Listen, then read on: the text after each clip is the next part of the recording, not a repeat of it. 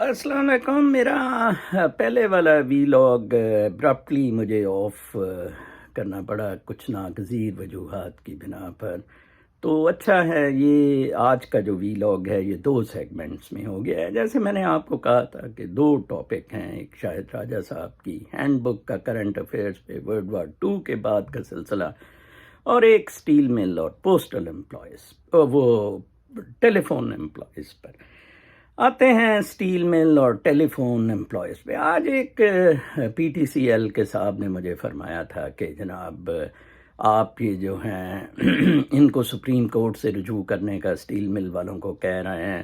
ہمارے پاس تو سینکڑوں درجنوں سپریم کورٹ اور ہائی کورٹ کے ڈیسیجنز موجود ہیں، لیکن ہم بالکل بے بس ہیں. جناب آپ کیوں بے بس ہیں؟ ایگزیکٹو کے ہاتھوں بے بس ہیں. آپ ان سرکاری بابوؤں کے ہاتھوں جناب بے بس ہے.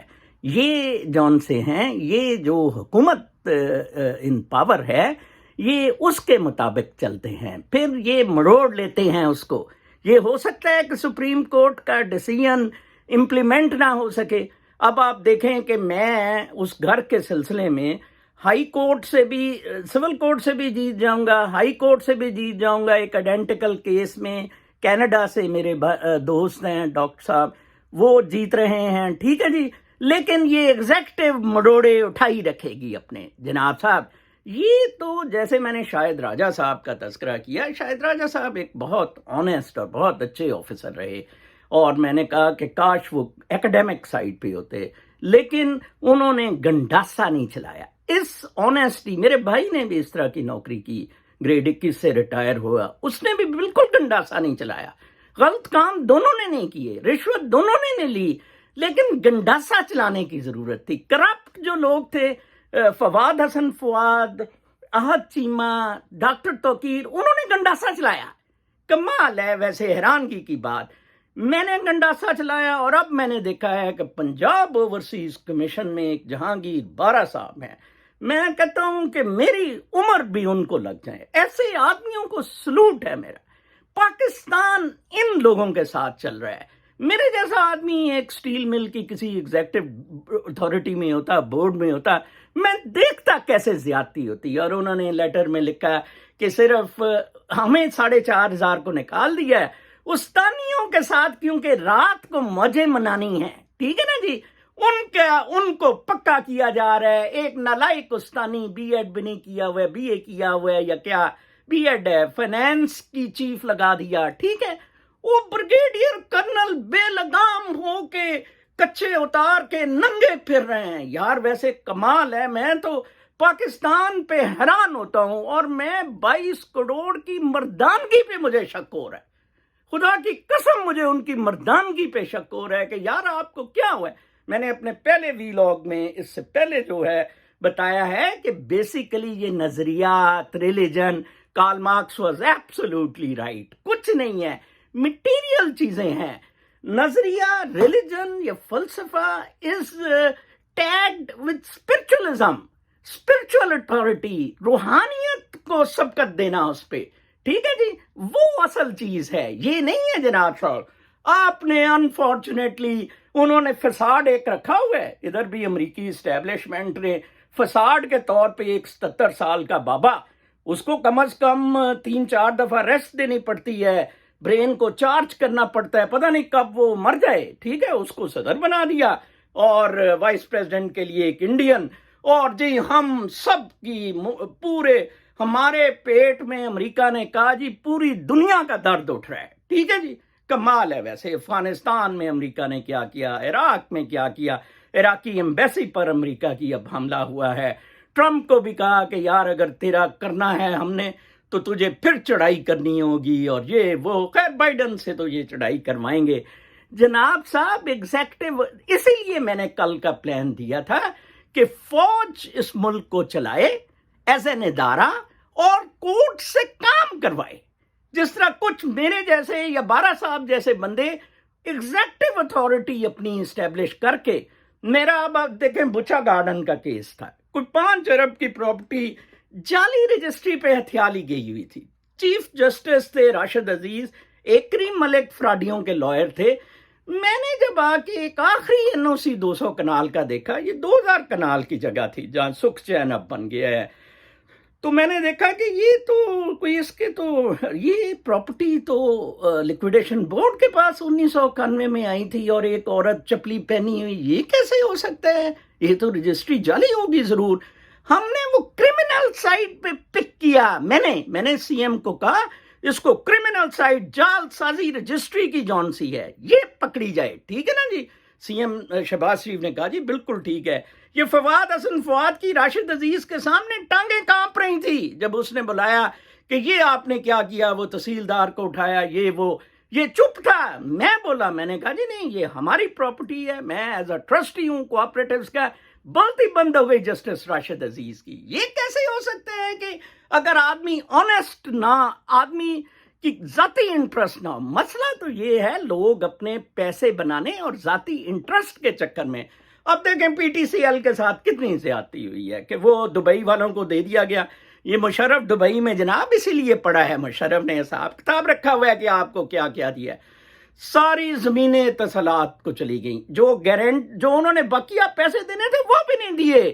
دبئی نے پاکستان کی ساری لیبر اٹھا کے باہر مار دی ہے، ٹھیک ہے جی؟ جو ادھر اقامے پہ ہیں اور ان کے پاس نوکری نہیں ہے، ان کو کہا گیٹ آؤٹ، گیٹ لاسٹ، ٹھیک ہے؟ ہندوؤں کا ادھر کنٹرول ہے، عربوں اور ہندوؤں کا، ٹھیک ہے جی؟ اور میں دبئی ایک دفعہ مجھے ایز اے لائر آفر ہوئی تھی ایک چیمبر میں $10,000 پہ 2004 میں مہینے کی، تو میں نے کہا نو I can't leave in Dubai, یہ عربوں اور ہندوؤں کی حکومت ہے ادھر، اور عربہ جو ہے وہ بہت ایروگنٹ ہے اور ہندو بہت مین ہے، sorry I can't stay here. ویسے بھی یہ کنکریٹ سٹرکچر میں نہیں رہ سکتا، امریکہ میں رہتا ہوں، میں کھل کے بولتا ہوں، میں اپنے فریڈمز ایکسرسائز کرتا ہوں، ٹھیک ہے؟ میں نوم چمسکی بننے کے لیے میری خواہش نہیں ہے، ٹھیک ہے؟ نوم چمسکی اپنی جگہ بہت سیٹ ہے، عظیم مفکر ہے، he has done a great thing, ٹھیک ہے جی؟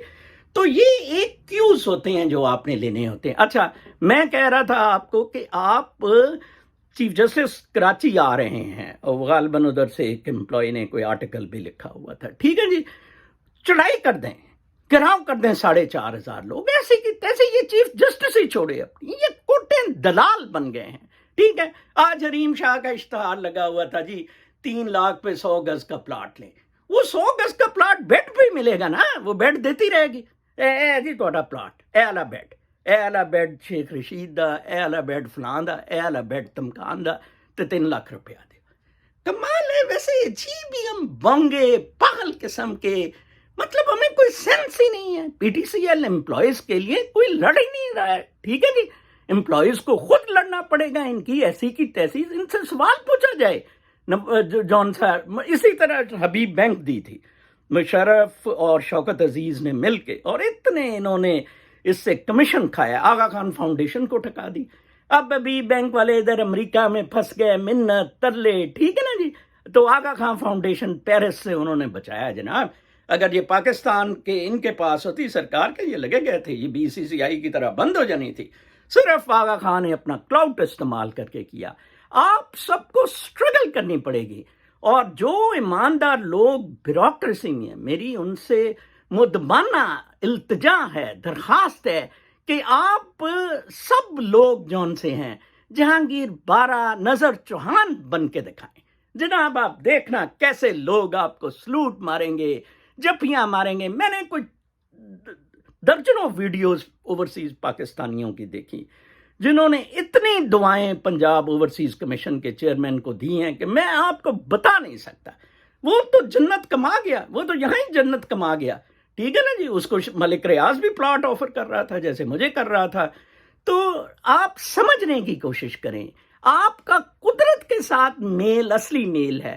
شاہد راجہ صاحب نے جو ہینڈ بک میں لکھا ہے، that is also true what on the face of it looks, ٹھیک ہے؟ فیس آف اٹ پہ یہ لکھ رہا ہے، میں ہولسٹک ویو کاسمک لیول پہ دے رہا ہوں۔ نیت ٹھیک رکھیں، آپ کی اگر نیت ٹھیک نہیں ہے، فراڈ ہے، وہ ایک دن چل جائے گا۔ وہ بی جو میرے گھر بیٹھی ہے 4-5 سال سے، 1 سال اور بیٹھ جائے گی، 2 سال اور بیٹھ جائے گی، نہ گھر اس کے نام ہو سکتا ہے، نہ وہ گھر بیچ سکتی ہے۔